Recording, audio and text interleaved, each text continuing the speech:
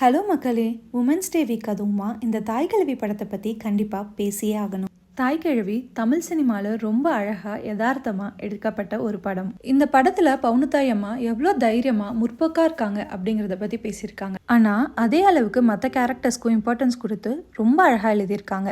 அப்பா இறந்த உடனே அம்மா கிட்ட வந்து சொத்தை பிரித்து கேட்குற பசங்களாகட்டும், அம்மா இல்லைன்னு சொன்னதுக்கப்புறம் அவங்க எவ்வளோ சுயநலமாக மாறுறாங்க, அம்மா கிட்ட நகை இருக்குன்னு தெரிஞ்சதுக்கப்புறம் அவங்க கிட்ட வர மாற்றங்கள் ஆகட்டும், அவங்க மனைவிகள் செய்கிற சேட்டைகள் ஆகட்டும், இதெல்லாம் நம்ம நினைக்கிறத விட கிராமப்புறங்களில் ரொம்ப சாதாரணமாக நடக்கிற ஒரு நிகழ்வு தான்.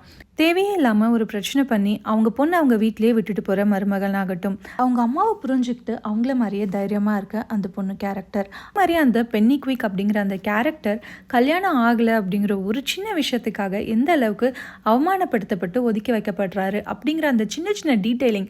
இன்னும் கரெக்டாக சொல்லணும்னா அன்பிரடிக்டட் ரோலில் வர கேரக்டர்ஸ் கூட ரொம்ப கரெக்டாக எழுதியிருந்தாங்க. கிராமத்து படம்னு சொன்னோன்னா அங்கே இருக்க மனுஷங்கள்லாம் இன்னசென்ட் இல்லை, அங்கே இருக்க ஜாதி பிரச்சனை இப்படியெல்லாம் படத்தை கொண்டு போகாமல் ஒவ்வொரு வீடுகள்லையும் இருக்க பிரச்சனையை ரொம்ப யதார்த்தமாக உள்ளதை உள்ளபடி கேப்சர் பண்ணியிருக்க டைரக்டர் சிவகுமார் முருகேசன் அவர்களுக்கு என்னுடைய வாழ்த்துக்கள்.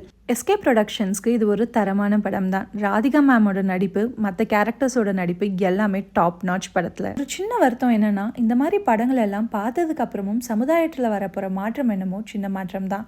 ஆனால் ஒருத்தர்கிட்ட அந்த மாற்றம் வந்தால் கூட டைரக்டருக்கு வெற்றி தான். நான் முன்னாடி சொன்ன மாதிரி கிராமப்புறங்களில் இது எல்லாமே ரொம்ப காமனாக நடந்துகிட்டு இருக்க விஷயம்தான். ஆனால் இந்த பவுனுத்தாய் அம்மாவுக்கு இருக்க தைரியம் கிராமத்தில் உள்ள பாட்டிமார்களுக்கு இருக்கான்னு கேட்டிங்கன்னா இல்லைன்னு தான் சொல்லுவேன்.